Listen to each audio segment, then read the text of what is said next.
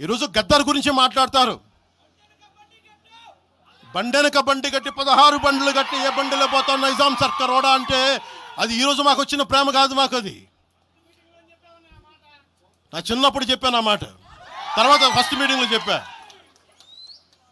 గద్దర్ గారు బతికున్నప్పుడు మీరందరూ ఏమయ్యారా? మీరందరూ గద్దరన్న బతికున్నప్పుడు మీరందరూ ఎక్కడున్నారు?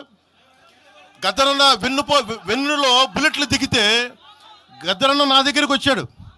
ఒకటి అడిగాడు ఆఫీస్కి వచ్చి, మన జర్నలిస్ట్ కాలనీలో ఉండే జనసేన ఆఫీస్కి వచ్చి, అరే తమ్మి నాకు బుల్లెట్లు దిగినీరా, నాకు వెనకాల నన్ను స్వేచ్ఛగా రే అని పిలుచుకునేంత చనువు మా ఇద్దరి మధ్య, నాకు బుల్లెట్లు దిగినీరా ఈ వెన్నులో, నడవాలంటే ఇబ్బందిగా ఉందిరా, నాకు కారులో పోవాలంటే ఆటోలో తిరగలేకపోతున్నా, ఒక అండంగా అడుగుతున్నా, హక్కుగా అడుగుతున్నా, బండి కొనివరా అంటే ఆయన ఒక 24 గంటలు 3 రోజుల్లోనో 2 రోజుల్లోనో బండి కొనిచ్చాను నేను ఆయనకి.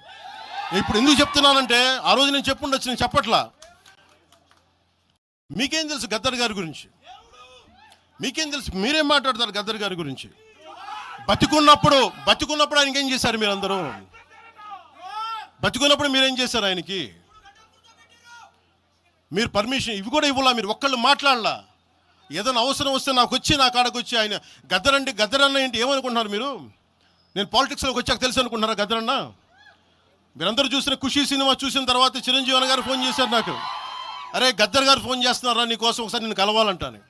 ఆయన ఒకటే మాట అన్నారు చూసి, అరే మా పోరలు చూపించిన బాబు నీ సినిమా పాట, దాంట్లో నువ్వు తాకట్లో భారతదేశాన్ని తాకట్లో పెట్టే విజువల్ పెట్టావంట, నువ్వు మాకు అర్థమవుతుందో మా భావాలు అర్థం చేసుకునేవాడు అని చెప్పి, తరిమేల నాగిరెడ్డి గారి తాకట్లో భారతదేశాన్ని ఆ భావన నువ్వు పెట్టావంటే మాకు అర్థమవుతోందని నేను చెప్పాను. నాకు లెఫ్ట్ వింగో రైట్ వింగో తెలియదన్నా, నాది హ్యూమనిజం అవుతున్నా, మీకు తోసిన సంతోషం అన్నా అని చెప్పి.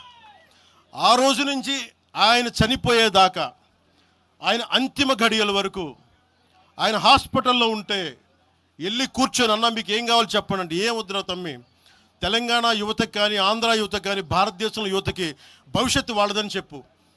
ఆయన నాకు రాసిస్తే, ఆయన నాకు ఒక లెటర్ రాసిస్తే నేను అది కూడా బయట పెట్టలా.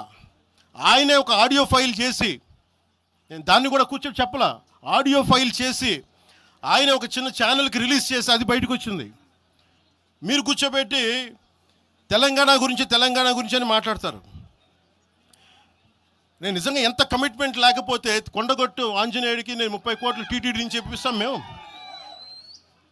₹1 కోటి ఎందుకు మా కూర్చోబెట్టి తెలంగాణ ప్రభుత్వానికి ఇస్తాం? ఆపదలో ఉన్నప్పుడు, విపత్తుల్లో ఉన్నప్పుడు.